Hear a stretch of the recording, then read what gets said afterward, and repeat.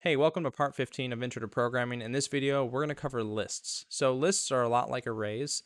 It's a linear data structure, but unlike an array, a list is dynamic in size. So if you remember when we covered arrays, that when you create an array, you have to tell the compiler what size the array is going to be. So if you create an array of size 5, let's say, then that array is always going to have 5 slots of storage associated with it at all times. It's immutable as far as the size goes.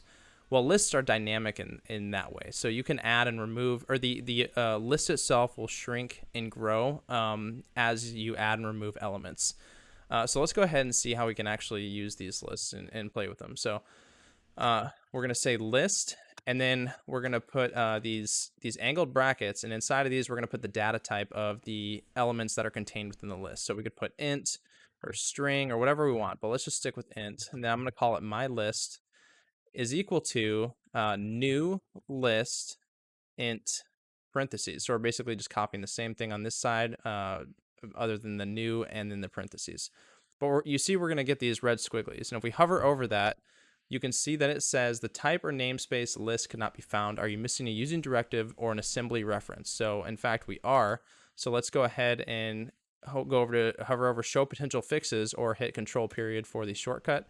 And then you can see it says using system collections.generic. Double click that and you can see that it autofills this using directive up here. Now, this is where I'm going to kind of stop and go back a little bit and explain something.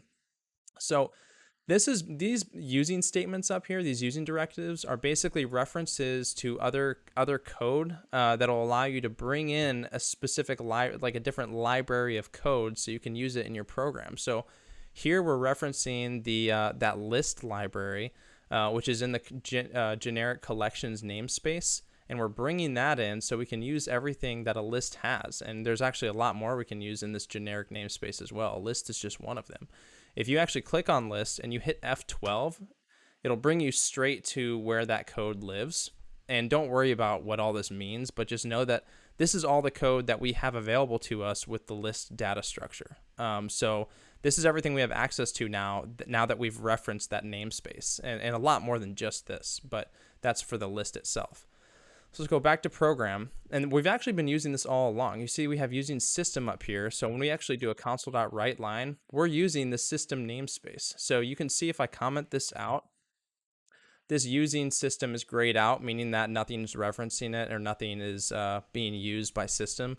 But if we comment that back in, that will be a more bold looking statement. Now it's not going to be grayed out. That means we're actually using that. So this console is referencing system. So if I commented that out, we're going to get an error here, and it says console does not exist in the current context. That's because we need system in there to be able to reference console. So we've been using namespaces this entire time, but that you probably just weren't aware of it up until this point. So now let's get back into the list and see how we can use lists.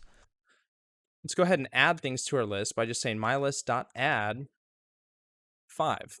And if we hover over add, you can see it says, you can see it says it adds an object to the end of a list. So it's just tacking things onto the end of the list. So let's do another one, mylist.add 10, mylist.add 3, mylist.add 0.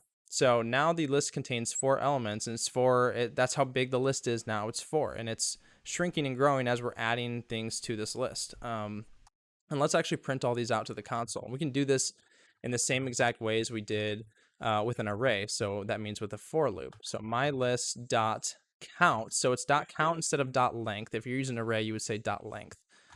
And then I++, curly braces, console.write line. Let's actually just do write. We're going to say my list at index position I. So the indexing works exactly the same as an array, so you should be used to this. And let's provide some spacing with that. And remember, we can actually get rid of these curly braces here since there's only one line of code underneath the for loop. That means we can omit the curly braces if we want to. So hit F5 to run. And you're going to see that we get 5, 10, 3, 0, just as you would expect. Now we can actually, let's look at all of the functions that we have available to us with this list. So we have add that we've already used. We've had count that we've already used as well. And then there's actually a lot more. So like, look at this. This is to array. So this copies the elements of a list to a new array. Remove remove at. So we can remove an element at a specified index. So let's actually do that one real quick. So if we say remove at index position 2, it should get rid of number 3, I believe. So let's go ahead and test our theory here and copy and paste that code down here. Let's provide some more spacing just so we can see the differences. Go ahead and hit F5 to run. And you can see that it actually removed 3, which was at index position 2. So 5, 10, 3, 0, we removed the 3. Now we have 5, 10, and 0. So now you can see that we can remove elements of this array, of this list, unlike an array. Let's go ahead and get rid of this. Keep a console.write line just for some more space. And now let's look at other things we can do. So I like this one a lot. So sorts the elements of the entire list using the default compare. So if we try this out, and then we go ahead and copy this over again, just so we can see the output. Let's see what we get. So we have a sorted list now, and that was super easy to do. So lists are really, really cool, very powerful. We can do a lot of things with them. And I just encourage you to, oops, let me get rid of that. I encourage you to make your own list and just hit the dot and let this autofill or this IntelliSense finish, and just go through these and click on them one by one and just see what they do. There's a lot of really cool things in here that you can really take advantage of if you know that they're there. So, but yeah, that's it for today's video. I hope you learned something new. Thanks for watching.